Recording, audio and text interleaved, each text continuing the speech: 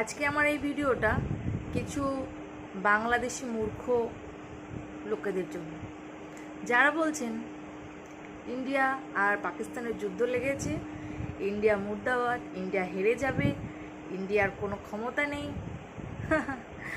হাসি পায় তোমাদের বা তোদের কথা শুনলে, শুধু হাসিই পায়। তোরা আমাদের কাছে সত্যি এটা হাসির পাত্র।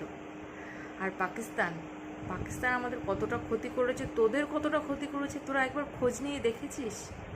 শুধু ধর্ম নিয়ে লাফাস না, আগে বাঁচ, তারপর ধর্ম করিস।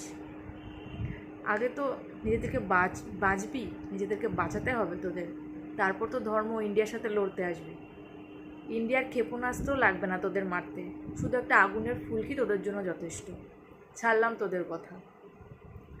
আর পাকিস্তান আমাদের কতটা ক্ষতি করছে, এবং তোদের দেশের যখন 1 লাখ মানুষ হত্যা করেছিল, তোরা ঘুমন্ত অবস্থায় ছিলি। তোরা আজও ঘুমিয়ে থাক, তোরা আজও মরবি, ঘুমিয়ে ঘুমিয়েই মরবি। তেমনি ইন্ডিয়া কখনো কাপুরুষ নয়। ইন্ডিয়া এমন একটা দেশ, যে দেশে আমরা জন্মগ্রহণ করে না, আমরা নিজেদেরকে গর্ব ফিল করি। আমাদের গর্ব হয় যে আমাদের ইন্ডিয়া কখনো হারতে পারে না, কোনো কিছুতে হারেনি। দেখছিস না ক্রিকেটে, কোনো দিন তো জিততে পারিস না, আর বড় বড় লেকচার দিতে আসিস। একটা ক্ষেপণাস্ত্র তোদের কাছে নেই। তোরা তো বাদ দিলাম, পাকিস্তান ভিখারি দেশ, সে ভিখারির বন্ধু তো ভিখারিরাই হবে। সে ভিখারির সাথে তোরা হাত মিলিয়েছিস, না খেতে পেয়ে মরবি। পেহেলগাঁও এটা আমাদের প্রথম কোনো ঘটনা নেই। অপারেশন সিন্দুর বলে যেটা হয়েছে, এটা ভীষণ আমরা আনন্দ নয়, আমরা একটু শান্তি পেয়েছি, স্বস্তি পেয়েছি। আমাদের সেনাবাহিনীরা যারা যুদ্ধ করছে, তারা যেন ঘরে শান্তিভাবে ফিরে আসুক, আমরা এটাই কামনা করব। আমরা সকলের প্রার্থনায় আছি, ভগবান ওদেরকে ঠিক রক্ষা করবে। তোরা একটা টেররিস্টের দল, পাকিস্তান।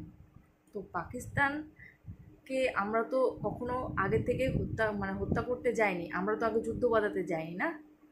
আমরা আমাদের ইন্ডিয়াটা শান্তিবাদী দেশ, কখনো চাইনি যে যুদ্ধ বাঁধা।